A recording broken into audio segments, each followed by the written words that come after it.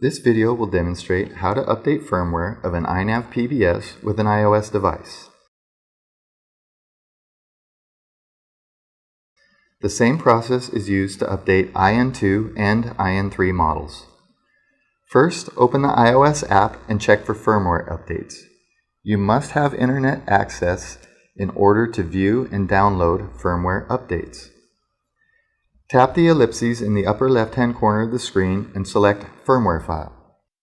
Tap the ellipses in the upper right-hand corner of the screen and then tap Check for Updates. The iOS app will then display the most current release firmware and will either say Download or Downloaded. If it says Download in blue, tap the word Download to save it to your device. If it says Downloaded in gray, the firmware is already stored on your device.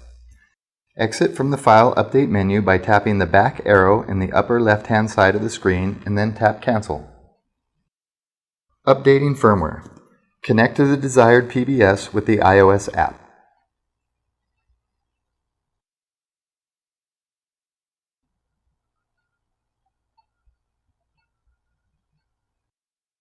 If the firmware is outdated, you may see a prompt to update. Tap OK to clear the prompt.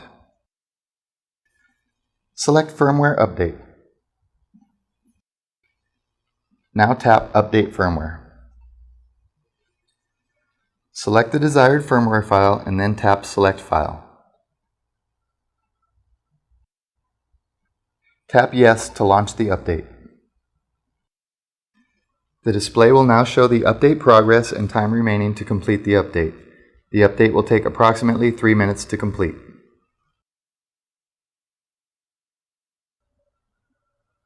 Dialog boxes will appear to indicate success or failure of the update. Tap OK to clear the dialog boxes.